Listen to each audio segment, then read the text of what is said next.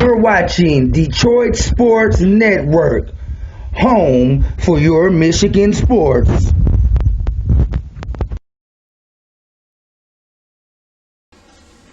All right, we here with Detroit Sports Network. Welcome to Detroit Sports Network. It's a network providing back for the city. It's given for us, for our youth, high school sports, semi-pro, gaining us exposure in the city. So we're looking to take off, looking to do big things. I'm T. Sims, I'm your host. I'm here today with Jose Mamba Morris. What's going on, Jose? What up, though? What up, though?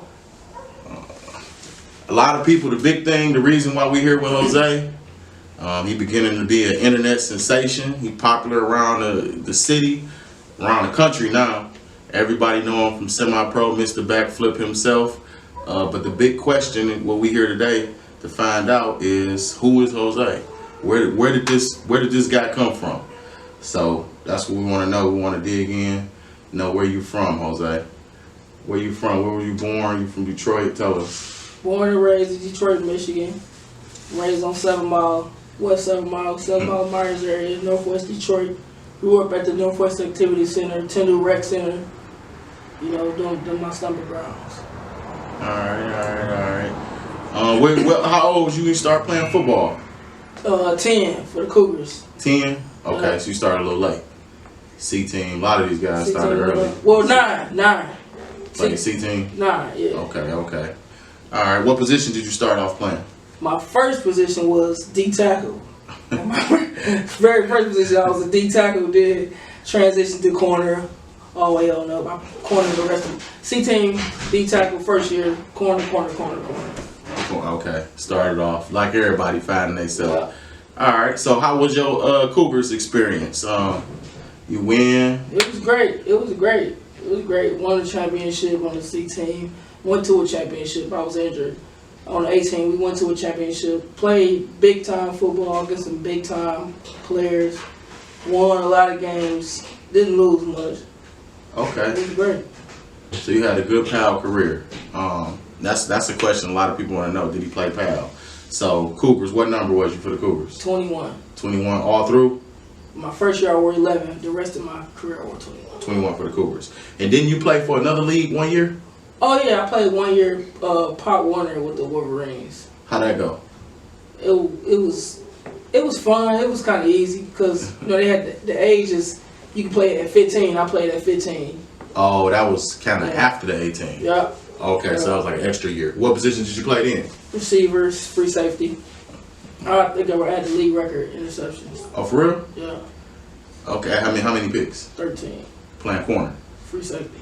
Okay, well, that's why you always talking about you play safety too. Yeah. All right, so you played for the Cougars, won a championship on the C team, went to a championship on the A team. And who y'all lose to? The Giants. Lost in the A team championship. What, y'all got blew out? No, hell, we was blowing them out. They came back and won. It's a crazy story behind that. We played them the last game of the regular season and beat them 35-6.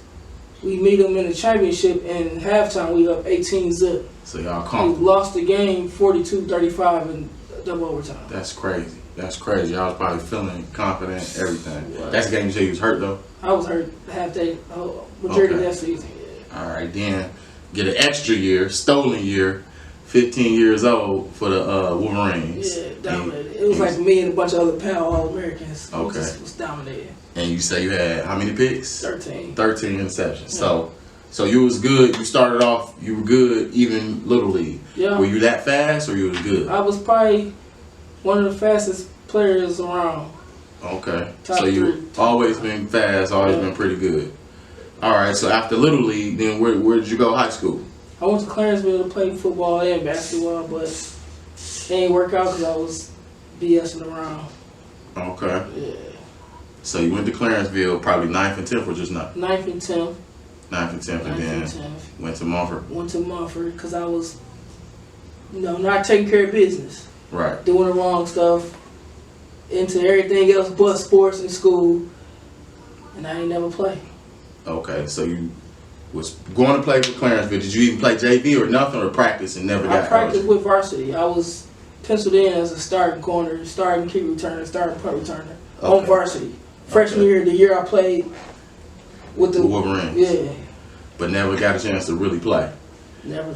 Came to Mumford. Did you practice with Mumford and was about to play? Practice with Mumford, penciled in. I was the guy. You know, as they say, I was the guy, but just was off into the street stuff. So, high school career didn't go as you planned. Had to bounce back. You come back. What was your first year semi-pro? 2010, my first official year. 2010 with the Wolverines, right? Yeah. All right. How did you get introduced to semi-pro? My brother Stan, he was playing with the Wolverines the year prior. He said, "Come out and play." I was like, "All right, I ain't doing nothing else on Saturdays." And how was that? How was your experience with the Wolverines? It was fun. It was fun. It gave me the love back for football because I really couldn't watch football or didn't care for football after high school because I felt like I failed, so I didn't even care for football no more. But he pretty much Stan introduced me to semi-pro, and I fell in love with football again. I ain't looked back. That's what's up. So the Wolverines had 2 years in a row where I think they went undefeated in the regular season and lost one game, probably 11-1 and 12 or something like that. Yep, About what it back-to-back was. seasons. All right, so you came from winning in Little League, high school ain't go right, and then winning in semi-pro. Yeah. Was you how was you doing as far as receiver? Was you eating for the Wolverines? It was pretty good. Most people thought we was like a pound and ground team, which we was, but we had like a lot of passing touchdowns spread out through the receiving core. And Pound up top, right? yeah, pretty much. I was an all-star for the Wolverines. I wasn't probably the best. I felt like I was the best, but I probably wasn't statistically the best yet, but I still had a shit ton of yards and touchdowns and stuff, so. All right, so you played for the Wolverines in 2010, 2011, and 2012. then 11, 12, and then tell us what happened in 13, how you made the transition to the Ravens. Well, 13, the Wolverines changed the name to the Motor City Cardinals, which is still the Wolverines. And then we all of a sudden folded, and it was history after that. Got a couple calls, like, "Hey, come play with us." I was actually gonna go to the Gators. They wouldn't let me practice. Talk to BJ, talk to Mikey, talk to Jay, and it was a wrap. So the thing was, I love answering questions from years ago. Even if you got to prove a point years down the line. If you win an argument, you got to celebrate. They told you, Ravens is receiver you. We known for having a bunch of receivers. Right. What they tell you when you was coming to the Ravens? I wouldn't start. I wouldn't play. I would just be his kickoff guy, special teams guy. Okay, so they told you that, gave you a little fire. You come to the Ravens. How was the experience? How was the change, the difference from Wolverines to the Ravens? Well, once I started back playing football and seeing the difference from Wolverines practice and Ravens practice, the Ravens practice was everything I wanted the Wolverines practice to be. Right. It was everything I envisioned. All right, I'm playing football now. I'm knee deep in it. Right. This is how I want it to be. Right. It was competitive. It was organized. It was boom, boom, boom, boom. You know what I'm saying? You do this, you do that, you do that. So now you in the Ravens. You working hard. When you first came, it never really was a question. We had a lot of receivers, but you was always working so hard. Definitely was the punt returner, kick returner from off rip, and then receiver. You was the fourth receiver from what I remember. But how was that with the other receivers, the Yak Boys that year? We was a unit. We was all one cohesive unit. I mean, we all ate. You remember how many touchdowns you had your first year? 9. 8 or 9. It was 9. 8 or 9, boy. We settled for 9. This your interview. We settled for 9. No, all right. And what you do for the Ravens that year? You win any awards or accolades? I won special teams MVP. Special teams player of the year, first year on the new team. Boom. So now, 2013 go, 14, we're going to skip to 15. We got blessed with getting one of the greatest semi-pro head coaches to do it over these last, definitely in our era, Keith Ballard. But you was blessed because you came in with Keith Ballard. Yeah. So how was it being with Keith Ballard from 10 11 Wolverines, 12, all the way you come to the Ravens. Now in 15, Bal come all the way into when he passed, the 2019 season. How was it? It was perfect because, I was seeing like how stuff should be done, and I wanted to share that with Coach Bal, like, cause he loved the game just like everybody else loved the game, probably more. Right. You know what I'm saying? So I'm like, okay, Bal get to have a real squad that's all about football. Right. So it was perfect. Right. What you think about Bal as a coach? Like, what would be your greatest memory of Bal? Greatest memory with Coach Bal? Yeah. I got so many. I got two. I got one. We was getting ready to play the Ravens in 2012, and me, Kenny Wynn, David Smith, and Kevin. We was playing basketball. We was playing basketball before the game, and Bal suspended us all for a half. He was pissed. Like, why the fuck y'all playing basketball before a game? We was playing basketball. He suspended us for like a quarter or two, probably if that. Right. And then the second, probably the biggest memory was when we first won the league championship in 2016. How happy he was. Yeah. He was excited after the national in 17 too. I just enjoyed seeing how he, felt. And I remember that picture we had in 16 after the league at what's that bar called? The Greek. Yeah. We all took together and he was just happy. So great memories with Bal, R.P. Bal. He just mentioned Kenny Wynn, R.P. Kenny Wynn, two great people that got a chance to come across the Ravens organization. So now we rolling. 2015, Bal's here, you here. The Ravens is rolling. We go on our streak. Tell us about your first championship with the Ravens.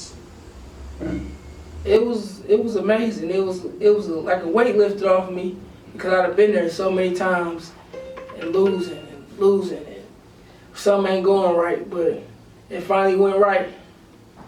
It was everything I thought it was. I felt like everything I thought it was gonna feel like. Everything that I deserve, everything I worked for. So at this point, you rolling. You one of the best players in the nation. League MVP. League MVP what year? 15. 15 league MVP. I remember went down to the All-Star thing in 15 and cleaned up almost all the awards. Yeah. We went to championship in 15. Went to the championship in 15. Lost. Then we got a tournament and won.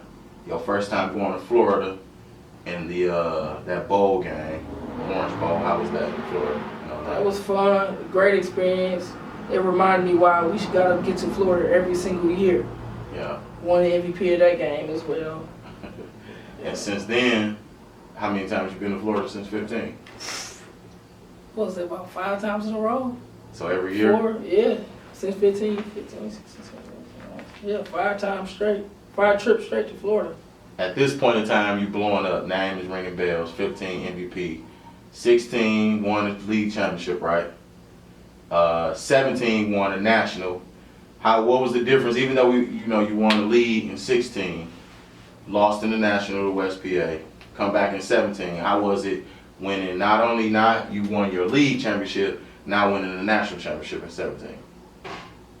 The national championship was losing in 16 was like worse than losing any other championship I ever lost. Because it was such a big game, that 1 versus 2 WPA. That's probably one of the biggest games in the past decade. So winning in 17, it was fulfilling, but it still kind of left me like, I gotta win some more because I lost that WPA game.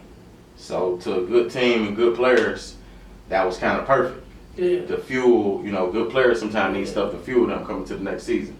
So next season, boom, win a championship, and after that, the accolades and the MVPs and stuff started rolling. We're looking at the trophy case. Yeah, they piling up. They piling up. You almost run out of room in the trophy case with accolades and stuff. Tell us, run down the line real quick, your accolades and your MVPs.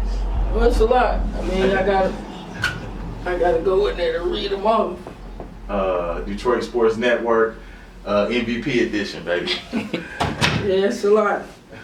I got a National Championship, Casino Bowl MVP, GLFL Championship Game MVP, Wide Receiver of the Year, GLFL MVP, another national championship, Myrtle Beach Bowl MVP, another wide receiver of the year, another Florida MVP, Orange Blossom Bowl MVP we just mentioned, another wide receiver of the year, special teams MVP, and I got some arena awards and stuff too. I won. That's crazy. Yeah.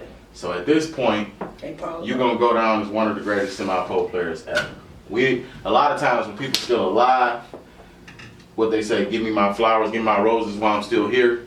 A lot of times people don't like saying that and putting that, because that's a lot of burden to have on somebody to say they one of the greatest. They wait till after they done then give them that. But I love that though. I feel like I'm the greatest right now. yeah, you tell us all the time. I feel like I'm the greatest player ever right now. You're gonna be one of the greatest players ever. And if you gotta debate him versus somebody else and he get to pulling all this out, really some of the debates is like what's the debate? But you gotta keep going, you gotta finish it off. You know what I'm saying, keep that career going. You just mentioned Port Huron. So another thing, you got a chance to play professional football. So outside of semi-pro, you racking up all the accolades. Tell us about that chance to play indoor arena football. It was fun. It was a fun experience. You know, I guess it's considered pro ball because we got paid, and I got a lot of accolades and stuff from that too. Got to meet a lot of different people, signed them thousands and thousands of autographs. What years? A bunch of years? smiles on a lot of people's faces, kids' faces. Can you remember when you started, when you played arena football? 2012. 2012. Yeah. Not just 1 year, right? 2012, 13, 14. Okay, so you played indoor football. A lot of people say, did he ever go to a different level? He did play arena football, so that was good. You got a chance with the Port Huron Patriots. Any awards, any accolades? What was your greatest memory as far as with the Patriots? My greatest memory with the Patriots probably be the first game I played, the first league game I played. It was like, okay, I'm here now, and it was packed, thousands of people. After the game, I had the game, probably 2 touchdowns, like 6 catches. It's just signing all them autographs, seeing all them kids, all them different people. They really they want my autograph. It was unbelievable. Something I never imagined feeling. So you done had a lot of good memories of game winners, clutch catches, everything. Share with me one of your greatest memories in semi-pro and then in arena. You said arena, that was like the feeling of after the game. In game, what's your best stat game arena? Probably had to go against the Saginaw Sting on my birthday. I had maybe 3 or 4 touchdowns, but it was a play before halftime that gave us the lead. It was like a Hail Mary. That picture you got hanging up where you snagging somebody? 2 or 3 guys. Yeah, that's probably the best play I made. Okay. That was on my birthday too. That was crazy. So that's Port Huron. Semi-pro, give me your greatest memory. One of your greatest memories. Lincoln Way. Lincoln Way? Lincoln Way. The pick and pitch. Fishback. Yeah, Take us through that. Pick and pitch back. So Lincoln Way go up late. I think they went up by 1. We go up late. We go up. Then they go up. Then they go up. They up 1. 55 seconds left. They up 1. 48 seconds left. Okay, 48. And they kicking 2 to get themselves a 3-point cushion. Okay. I'm thinking, we can still intercept the ball. I ain't thinking it's going to come to me. 2-point conversion, they try to go for it. We can fucking get a fumble or a pick 6 and we can go score it before the kickoff, because I'm already thinking in my head I got to take the kickoff to the house. Yeah. I'm like, all right, maybe they throw us a pick and we try to run it back. Lo and behold, they throw the ball my way. It was a weird thrown ball. I tipped it to myself. Ran as far as I could, pitched it to you. You pitched it to Nard. The rest was history. The rest was history. That was right after Bal passed on May 6th. That game was somewhere mid-May. So that's what everybody was saying. We could feel Bal. It was in the air. Give me your feeling. First thing, you had 4 touchdowns that game. Not to mention the greatest play. Yeah. And the onside kick. 4 touchdowns, an interception. Onside kick to give us the ball back. How was you feeling at that moment? It was an out-of-body experience. Like, I couldn't feel nothing. Like, I couldn't feel nothing, couldn't hear nothing, couldn't see nothing. It was crazy. Like one of them Kobe Bryant, Michael Jordan moments. Kobe just went for 82. Yeah, it was 81. It was crazy. People could play football their whole life and not have a clutch onside kick for a game. People could play football their whole life and not have 4 touchdowns in a number 1 versus number 2 type of game, which it was. People could play football their whole life and not have a game-winning 2-point conversion, pitchback. You did all that in one game. Yeah, that was amazing. Yeah. Everybody expect me to do crazy stuff every game. So If you don't score one time, you play trash. well. I ain't gonna never do that again. So look, with that being said, you are controversial. To some folks, you are the man. But some people, you know, they like to, like you say, challenge you. How is it? It's probably because you crowned the best athlete in Michigan and one of the best athletes, if not the best in the nation. How is that where sometimes you get a lot of flack, like you say, the pressure? Do you ever feel the pressure, or is it? No, I don't never feel no pressure. Never. Okay. Why you argue back and forth with some guys sometimes that's not even on your level, that don't deserve to talk to you? It's fun. It's fun. You're just an arguer, competitor. even when it comes to that. Yeah. Mr. Gambler, gamble on $1,000 shot or whatever. Yeah. Why do you feel that it mostly comes from our city, our state? Because when we go out of state, I done been with you to Las Vegas, Ohio, Indiana. When we walk up, they know your name. They know the Ravens. It's all love. Why you feel like the only time it is a disagreement is in Michigan? It's the Floyd Mayweather effect. You know, when Mayweather getting ready to fight Pacquiao or Julio Cesar Chavez, all his brothers and sisters want him to lose. Because he flamboyant, he arrogant, he loud, he ain't lost. Everybody want to see him lose. They hope he win, but they really want him to lose. Yeah. They want me to lose. They want me to fail because, you know, I wear it on my shoulder. Like I said, I feel like I'm the best player ever. Yeah, and I learned that too. When you on top, they gonna love you, but then they gonna hate you also. They love people who winning too much, and they, like you say, they wait to see you fall sometime. But subconsciously, like Murder Mook said, subconsciously they want you to win because they expect you to win so much. So a lot of times they don't know what they want. They expect me to get 2, 3, 4 touchdowns. And when you don't, they kind of disappointed. You ain't do nothing. Yeah. So tell us about real quick. This is we're gonna concentrate on football, but you got a couple videos that you be putting up. What basketball league you play in? I played in the PBL hooping with some Detroit legends. Okay. Or some former overseas and pro guys, or current pro or overseas guys. Yeah, it's been. How you do with that? I seen you put one game winner. What league was that? Was that the PBL? Hit a game? No, that was Roy Lowe. So you playing a couple different basketball leagues. Roy Lowe, YMCA league. How is that experience? Either one, big experience in that. I had a big experience playing against Kate Felder. Okay. That was a different feeling. Because he a pro, and you can feel it with the strength, the speed, the quickness. He probably brought the best out of me. I feel like I did good against him. We won. They was the top dogs, the champs. Okay. We knocked them off. What do you have? How much he had? 14 points. About 14? Yeah. And you checked him the whole game? Whole game. Okay. He was like 6'20" something. Okay. That's what's up. So you, like I said, you well known, basketball, football. You on the internet, Mr. Backflip. Like I said, a lot of people want to know. We gave him a lot of history, but a lot of times we get people jumping on there saying, "Man, you need to try to go pro. You need to try out." How old are you now? 30. 30. So at this point, being realistic, this is my brother. It's over. You're not going to no NFL. No NFL. What could you have did different to change that? Did right in school from high school. Start from very beginning from high school. Take care of business in school. Focus on ball. Even if I ain't got to be a bookworm, still do work, get it turned in, be eligible to play. And the rest would have took care of itself. Just being eligible to play.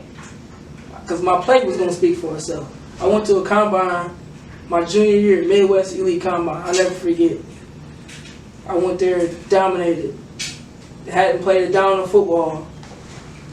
And it was like 10 to 12 colleges wanted me to come to this school. So you went to a combine. I could recall you going to a combine for a CFL. Oh yeah, plenty of them. How you do? Dominated. Every last one.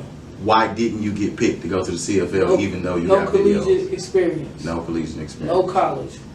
So give us a message, because one of the things about this, like I said, we want to give back to the community, but we want to try to save, if we could touch a couple lives. A lot of kids look up to you, especially when they see your internet videos and highlights.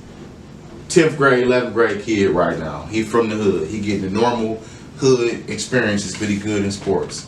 What can you tell him to maybe help him save his life or help him on the right track? Don't worry about none of the distractions. No money, no girls, no friends, no partying. Go to school and play ball. The rest will come later. It's never gonna go anywhere. None of that materialistic stuff goes anywhere. Being realistic, it's hard. I had a high school kid tell me, I don't want to go to college and get too much money. Sometimes me and you argue. Like I said, this is my brother. I'm the host, but this still my brother. When that money calling, you be tripping. What can we do to really make them kids understand? They in the streets, they getting money. What can we do? We gotta help them. We got to just try to grab as many of them as we can, and just tell them like that money ain't going nowhere. Right. It's gonna be around forever. It's gonna be around forever. You only get so many years to go to school, and you only get so many years to go to school and play sports. You only get, what, 4 years to play sports in school? I mean, unless you want to go back when you're old, but then again, they're gonna look over you when you're older. Right.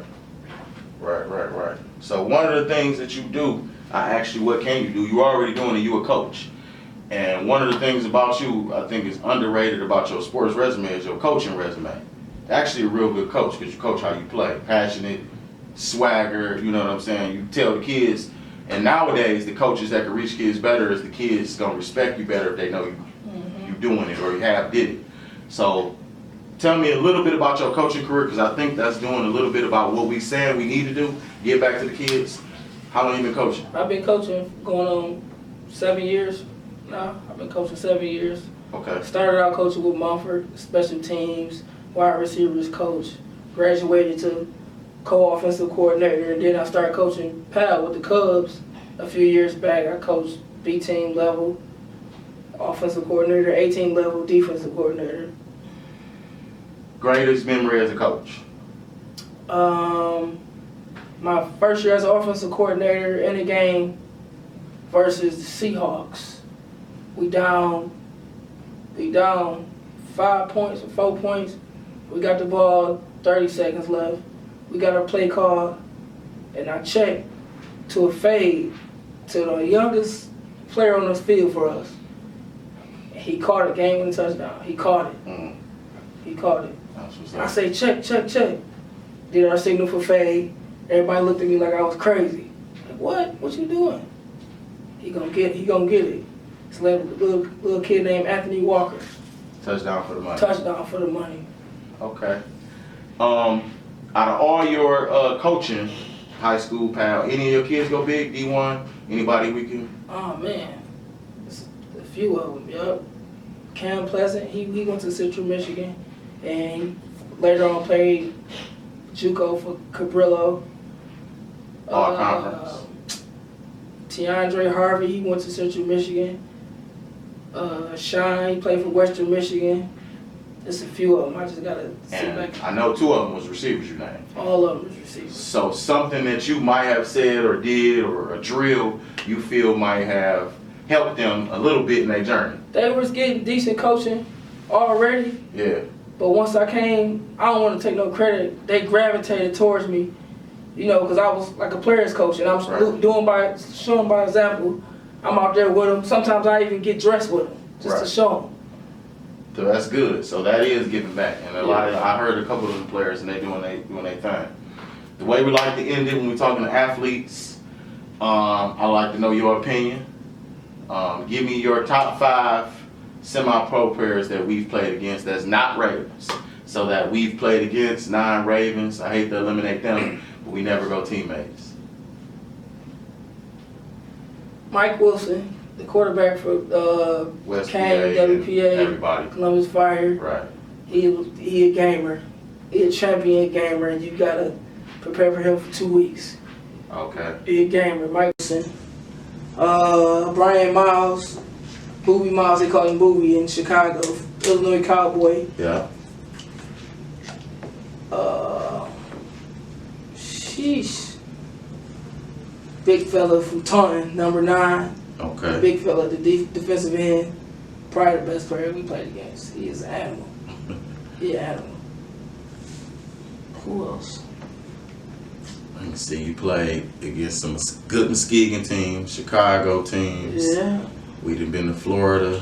I'm gonna have to say Demonte Collins, one of the top 5 I played against. He affected the game at receiver and outside linebacker. Weird combination. But he an animal. Top 5 I played against. Wow. It's tough. That last spot tough. I'm gonna have to say Tony Powell. Tony Powell, Tony Powell. quarterback from Lincoln Way, Yeah. 2-time MVP champion. So, Yeah. okay. Precise Mike Wilson, throwing, catch and throw. Booby Miles, Taunton DN, Miles, and No, you know what? Scratch that. Scratch that. Casey Gladden. He played for the Canton Pitbulls. He played wide receiver. so we got an honorable mention. He a dog. Nobody, Gladden. not to the Detroit teams, didn't really get to see him. He an animal. Okay. Best player I ever lined up against, in front of her, like face to face. All right. He played at Cincinnati. He wore number 8 for Cincinnati. University of Cincinnati, the Bearcats. Right. He a dog. Okay. Flat out stone cold killer. This is Detroit Sports Network. We're gonna wrap it up. I hope we answered a lot of the questions when y'all see him doing backflips on the internet. Just had a game where we returned 2 punt returns, then came back another game and had an interception, a sack, and a couple big catches. When y'all see a great athlete, now y'all know a little bit about where he came from. Jose Morris, T. Sims. This is Detroit Sports Network, and we out. So to answer just a couple of questions, you were always good. You know, from little league to high school to semi-pro, highly decorated. And one thing that we learned about you is you never did what? No drugs, no alcohol, no pills, no cigarettes, no nothing. No, nothing. Not even one time. Even a vape, a hookah? Never. Not one. Never will. So, like I said, we all about giving back to the community, trying to find ways we can help the children, the kids. And one thing about Jose Mamba Morris, he said he never drank, never smoked, never popped a pill, never did anything. So that's good to know. Not putting no poison in my body. And you stopped eating pork, right? Yeah, I stopped eating pork about 6 years ago. All right. That's what's up. You're watching Detroit Sports Network, home for your Michigan sports.